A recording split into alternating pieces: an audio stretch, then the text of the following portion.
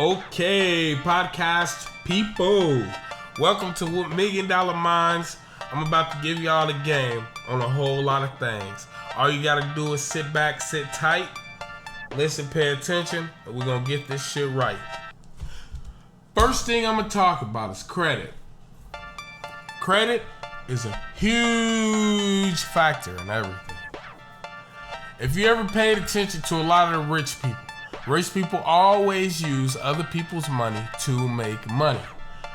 Never pay out of pocket for anything. This is factual. Not bullshitting you. This is real life. So the first thing we have to do in order to get people to trust us, to give us or lend us their money, right? Because we all get the concept of using other people's money to make money. They lend me $20,000. I make $40,000 off of the $20,000, pay the $20,000 back, and now I have a comfortable $20,000 that I made with no out of pocket money, right? So the way that this works is you have to have established credit.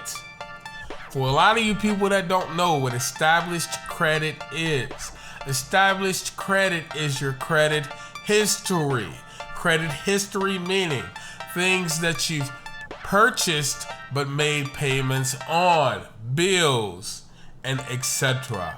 Whatever you are paying a certain amount of money each month, each week, each 3 months, each 6 months, toward an ultimate goal is credit history. And a lot of lenders are looking for that credit history. Credit history has to be established over time. You cannot go out and purchase, say, the iPhone 14.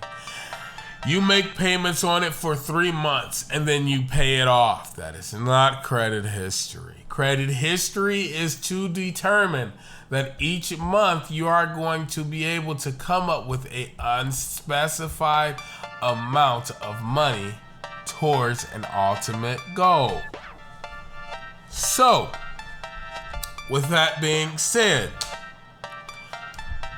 we have 3 main credit reporting agencies. These 3 agencies are TransUnion, Equifax, and Experian. A lot of you have heard of them, just aren't familiar.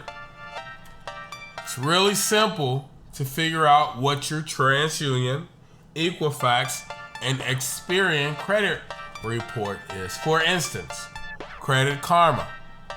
Credit Karma actually has a website that shows you both your TransUnion and Equifax report.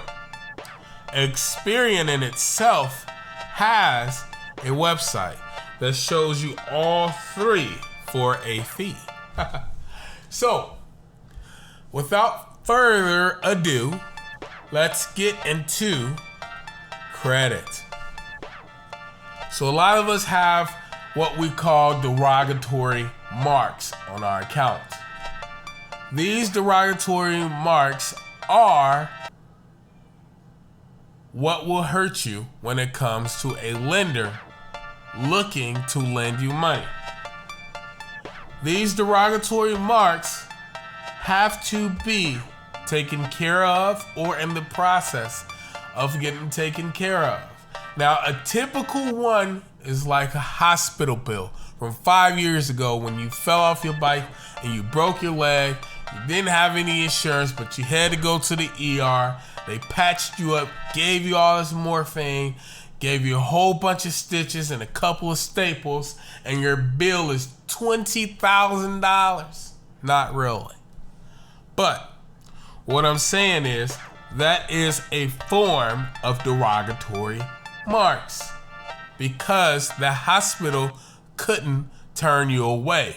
So basically what they do is they bill you. Billing It's just another way of saying charging you, but I'm going to charge you and you deal with it later. You don't have to pay it now, but you're gonna have to pay it. Speaking of hospital bills is one of the bills that a lot of credit reporting agencies are starting to look at as far as effect on a credit score. Being that this is a common thing, people commonly go to the hospital, it really wouldn't have that much effect on your credit score for a certain amount of time. But if you're unlucky, like myself, and managed somehow to accumulate hospital bills, then you're gonna have to get that taken care of. So I'm not saying your credit has to be 100% perfect, but it has to make sense to the lender. So you have to be making payments toward that medical bill in order for a lender to take you serious.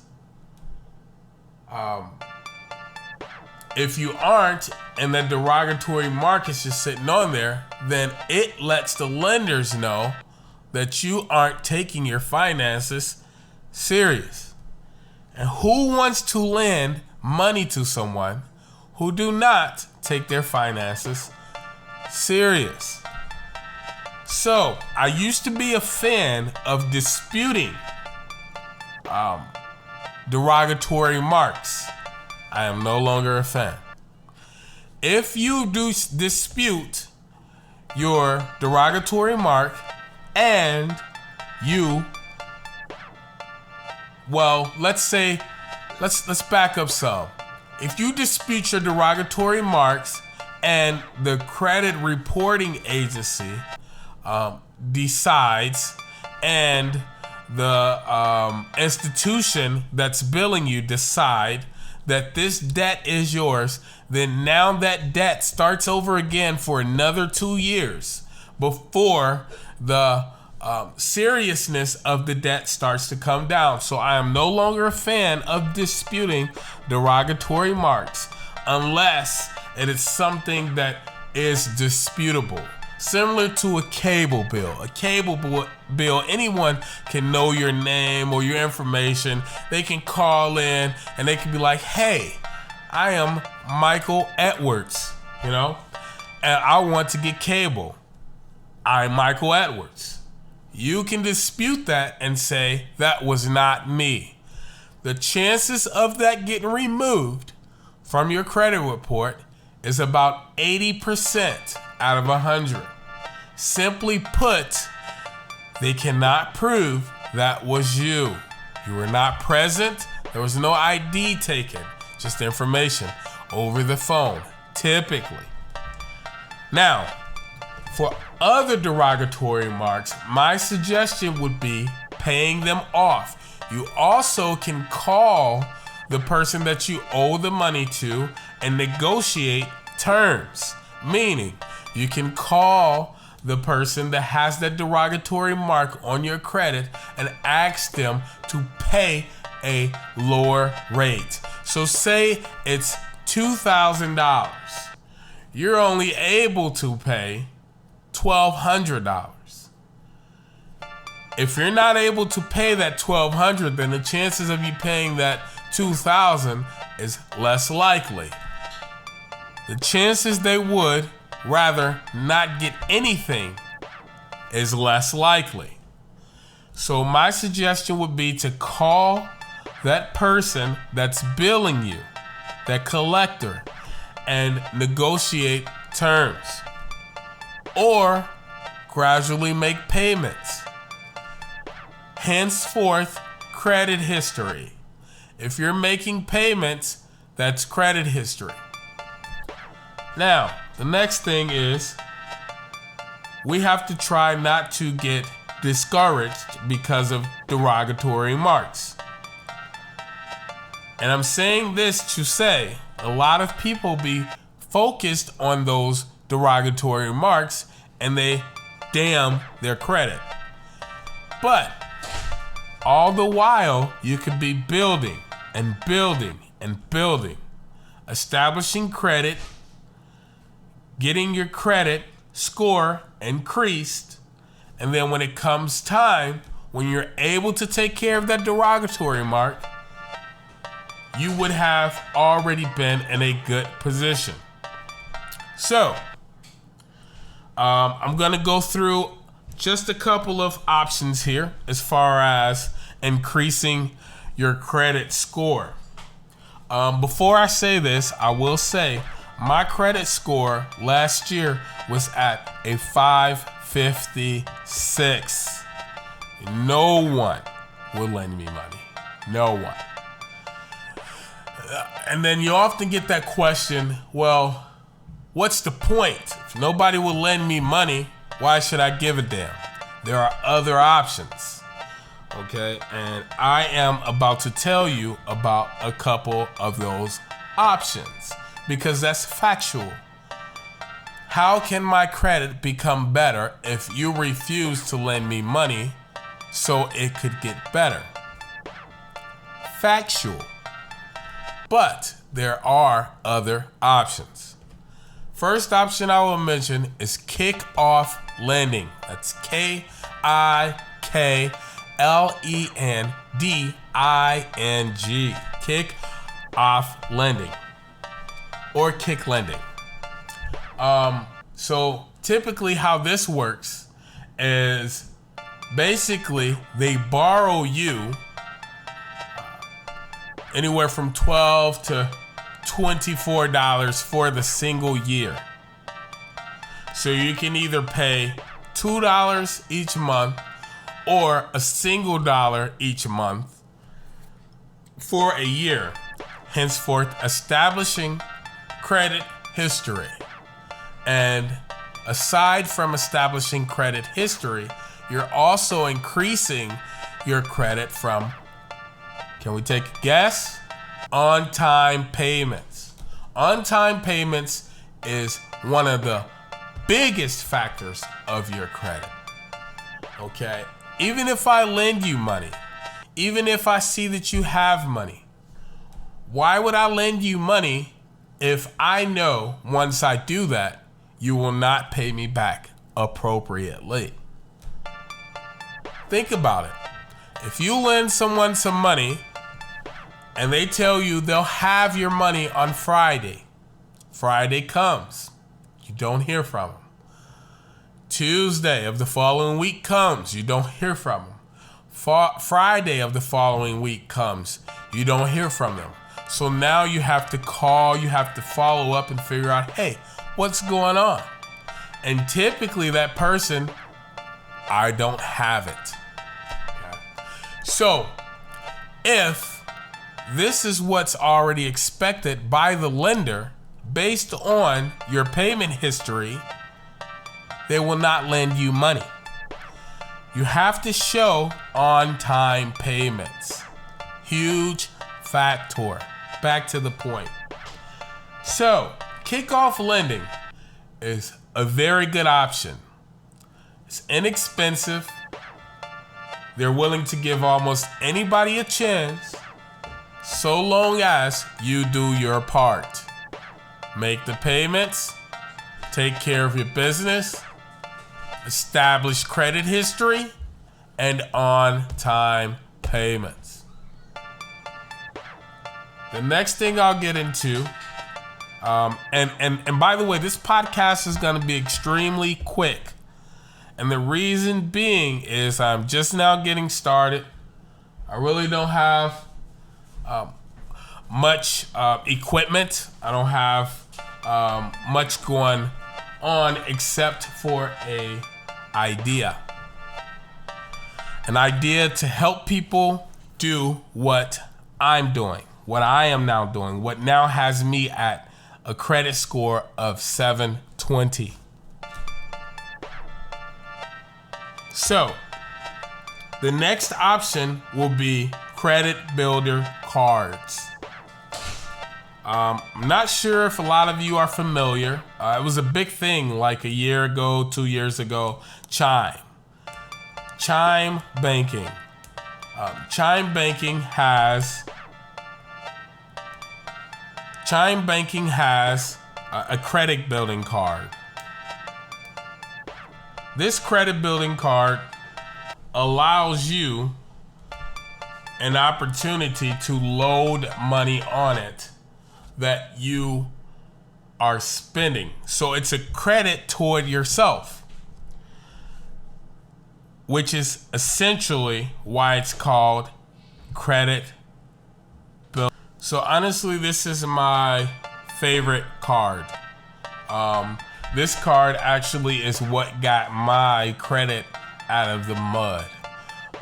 So essentially what I was doing was I was direct depositing all of my work checks, work money to Chime, and I was diverting the money from my Chime checkings account to my Chime credit builder account. So every time I would buy gas, every time I would purchase groceries, every time I would purchase clothing, and whatever else you might purchase throughout your day, I would swipe the credit builder card. And basically, this was acting as a credit card. A lot of people would tell you, hey, get a credit card. Credit cards are real good for your credit. But if you have bad credit, no credit, terrible credit history, you cannot get a credit card. No one will allow you to get their money and have bad credit history. So this is where credit builder cards come in. It essentially replaces the credit card, but instead of you using other people's money to build credit, you're using your own. Fantastic, I know. So, Chime Credit Builder Card, now I believe that you can load the money onto the card itself versus having to move the money from your checking to your credit builder card, which is pretty dope, because when I started this, you cannot load the money onto the card itself at an ATM. You had to load the money into your checkings or deposit it into your checkings account and then move it over to your credit builder card. So I recommend this actually the most out of everything that I've mentioned, because this boosted my credit up probably 130 points, if not more. So this would be a very good step to take for those people with bad credit, no credit, or bad payment history. I suggest this because it's essentially your money that you're using to establish credit. And the more you have coming through there, the higher it looks like your credit limit is. So say you made $40,000 for the year. All of your money was siphoned through that credit builder card. It looks like your yearly, your initial amount on that credit card is $40,000. Okay? And all the payments are gonna be on time because you've already paid forward the money. Henceforth, the best card that I'm going to mention yet. I say Chime Credit Builder Card because it's extremely simple, it's relatively easy to get, and anybody can get it. The next one will be a Capital One credit card. Capital One is extremely friendly. Why? I have no idea, but Capital One is friendly. Okay. Typically, the only reason Capital One would reject you is if you've already had a credit card and you failed to pay on that credit card. But you have no credit history or well, I guess essentially that's just it. If you have no credit history at all, basically starting your credit out as a baby, then Capital One will take a risk on you. So I strongly suggest, even if they only give you a spending limit of $250 to get that Capital One card, spend your money wisely, and then if you are doing everything according to terms, they will give you a limit increase. And I know this because I've done it myself. So I am gonna mention this. Credit has a limit outside of the limit. What does he mean? So the credit outside of the limit is basically 30%. So for every $100, that's $30. That's all you want to spend throughout the month per each credit statement.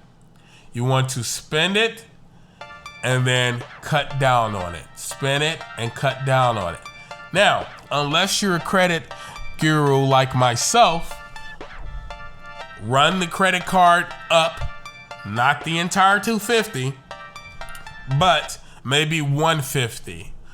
What will happen is now they're like, oh, you're spending too much. They'll hit you, right?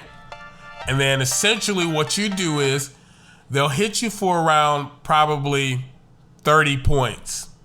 So what you'll do is you'll knock that down $25 each of the next 2 months. That'll boost your credit up 25 points. Now, after you do that, pay it off completely. Leave it completely paid off for the following month. This is a 3-month process. Leave it completely paid off for the following month, and that will boost your credit up another 40 points. So you lost initially X amount of points, but now you've exceeded what you lost. So you've accomplished a goal. My suggestion, sorry, I had a bit of a technical difficulty, but once again, that's what I do. I'm not suggesting that for an inexperienced person when it comes to credit. My suggestion would be to stay within the 30% of your credit limit. I think that's the smartest thing to do, is the safest thing to do until you figure credit out. Because the other funny thing about credit is if you don't figure it out, it's going to figure you out. Okay? Right now, I currently have, and I might be telling my business just a little bit, I currently have over $60,000 in credit. Currently. And my next thing would be to look into credit unions. And I say this because this is what helped me get to that $60,000 in credit. And don't take on no more than what you can pay. But we'll deal with that at another time. Right now, we're just going over the basics of different credit opportunities and different lenders that will give you an opportunity. So credit unions. Credit unions are your friend. If you have bad credit or no credit, credit unions typically are your friend. They just want to see that you have made an effort to pay. They just want to see that you have some sort of good payment history. And it has to be not terrible credit. Bad credit, maybe. Terrible credit, absolutely not. No one will work with anyone with terrible credit. So, credit unions are really good at taking chances on individuals who want to establish a line of credit and or to purchase vehicles, whether it be commercial or regular everyday vehicles. Credit unions are your friend. My suggestion would be, instead of using like a Chase or something of that nature, I really only recommend Chase if you have a business, because I feel like Chase has a lot of benefits for business accounts. And again, like I said, I'm not going to get too far off of the subject matter during this podcast, but Chase, if you have a business, is the way to go. They have many rewards for businesses, many opportunities for small businesses, and etc. Okay, back to the point. So if you are an inexperienced person when it comes to credit, my suggestion, as far as a bank, actual bank, because Chime Banking isn't a bank. Yes, it says Chime Banking, but it is not a bank. My suggestion would be to go with a credit union. That's educators' credit unions, teachers' credit union. There's so many out there that you can go with, but that would be my suggestion, is to load your money into a credit union, develop a relationship with them, get your work checks deposited in there, spend money out of there, and etc. Because what will happen is you'll develop a credit profile. Okay? A credit profile is essentially showing that you have money coming in and going out. Coming in and going out. Okay? And credit unions love that. They love it a lot.